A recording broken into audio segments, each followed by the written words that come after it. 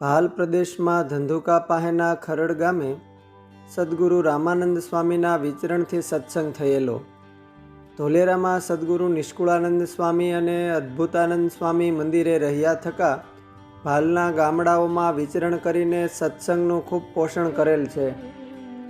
ખરડ ગામના રાજવી પરિવારમાં સંવંત 1903 અષાઢ સુદ બીજના દિવસે મુક્તાત્મા એવા કુંવર હઠીસિંહનો જન્મ થયો. કુંવર હઠીસિંહ પોતે નાનપણથી જ પૂજાપાઠ, દેવદર્શનને સત્સંગના રંગોથી રંગાયેલા હતા. ખરડ ગામના ભક્તો વારાફરતી ધોલેરા મંદિરે સેવા કે દર્શન, કથા વાર્તા માટે જતા. ત્યારે આ કુંવર હઠીસિંહ પણ નાનપણથી જ જતા આવતા. તેઓ ધોલેરા મંદિરે દોડી દોડીને ખૂબ સેવા કરીને સૌને રાજી કરતા. અદ્ભુતાનંદ સ્વામીની કૃપા દ્રષ્ટિ થતાં કુંવર હઠીસિંહના પૂર્વના સંસ્કારો જાગી ઉઠ્યા. એક દિવસ પોતે સ્વામીને કહ્યું કે મારે હવે ઘરે જવું નથી, મને સાધુ થવાની ઈચ્છા છે. અદ્ભુતાનંદ સ્વામી માથે હાથ મૂકતા બોલ્યા કે હઠીસિંહ, તમારો સંકલ્પ શ્રીહરિ ચોક્કસ પૂરો કરશે. એમ કહીને રાજી થયા અને આશીર્વાદ દીધા. એ સમયે હઠીસિંહ ધોલેરા મંદિરે દેવની સેવા કરવા રોકાયા. થોડા દિવસે એમના પિતાજી એમને તેડવા આવ્યા. ત્યારે સ્વામીએ એમનું સન્માન કરીને બેસાડ્યા અને કહ્યું કે તમારા દીકરા હઠીસિંહ તો પૂર્વજન્મના કોઈ મુક્ત છે ને એમને સાધુ થવું છે, તો તમે સંમતિ આપો તો અમે એને સાધુ કરીએ. આ સાંભળીને દરબારશ્રી બોલ્યા કે સ્વામી, હજુ તો હઠી નાનો છે, એટલે એને ત્યાગી જીવન કેટલું કઠણ છે એની ખબર ન હોય. એને તમારા સાથે એ જ છે, પણ એની બાલ્ય અવસ્થા છે, એટલે હાલ ઘરે સંસારમાં રહે તો સારું. એમ કહીને સમજાવીને હઠીસિંહને ઘેર તેડી ગયા. આવી રીતે 2-3 વર્ષ સુધી ચાલ્યું. પણ હઠીસિંહ કહે કે મારે તો સાધુ જ થવું છે, એટલે એમના પિતાજીએ રજા દીધી. અદ્ભુતાનંદ સ્વામી કહે કે હઠી ભગત, તમને અહીં નજીકમાં સત્સંગનું સુખ નહીં આવે, એટલે તમે થોડાક આગેરાગ જૂનાગઢ ગુણાતીતાનંદ સ્વામી પાસે રહેશો તો ત્યાં તમને સત્સંગનું સુખ આવશે. એમ કહીને એમને જૂનાગઢ સ્વામી પાસે મોકલા. હઠીસિંહ સંવંત 1917 પાર્ષદી દીક્ષા લઈને દેવની સેવામાં જૂનાગઢ રહ્યા. સ્વામીની અનુવૃત્તિમાં રહીને સંવંત 1917 થી 23 સુધી સ્વામીને ખૂબ રાજી કર્યા.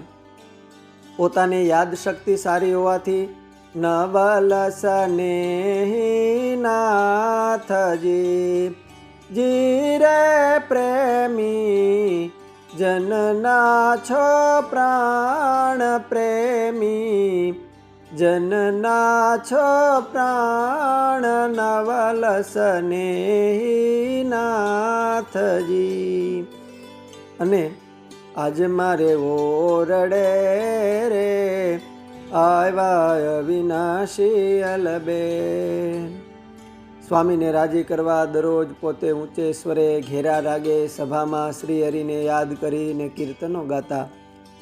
સ્વામીએ એમની મેધાવી યાદ શક્તિ જોઈને અચિંત્યાનંદ બ્રહ્મચારી પાસે લઈ ગયા અને ખાસ ભલામણ કરીને એમને સંસ્કૃત ભણાવવા આજ્ઞા કરી.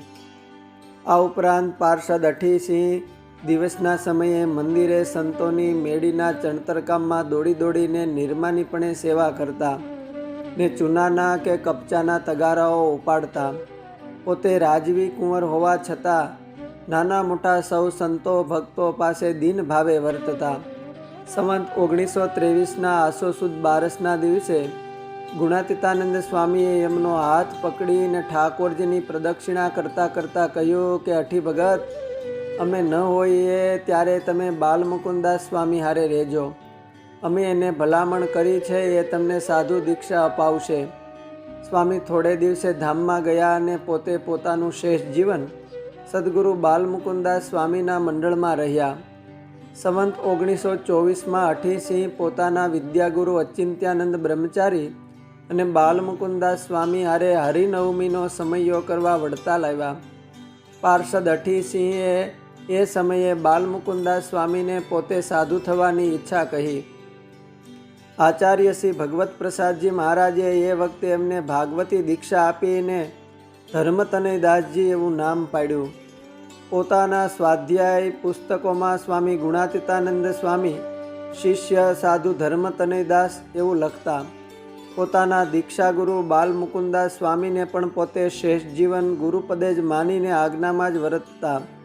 શાસ્ત્રી ધર્મતનયદાસજી સ્વામી સંવંત 1968 આસો વદ 11ના દિવસે ગોંડલમાં સૌને અગાઉથી કહીને શ્રી હરિ અને ગુણાતીતાનંદ સ્વામી ને સર્વે સંતો મને તેડવા આવ્યા છે એમ કહીને સૌને જય સ્વામિનારાયણ કહીને અક્ષરધામમાં સીધાવ્યા. હાલ પણ જૂનાગઢ સ્વામિનારાયણ મંદિરમાં સ્વામીની શિષ્ય પરંપરાના સંતો છે. અસ્તુ. જય સ્વામિનારાયણ. સોરઠી સંતોમાંથી.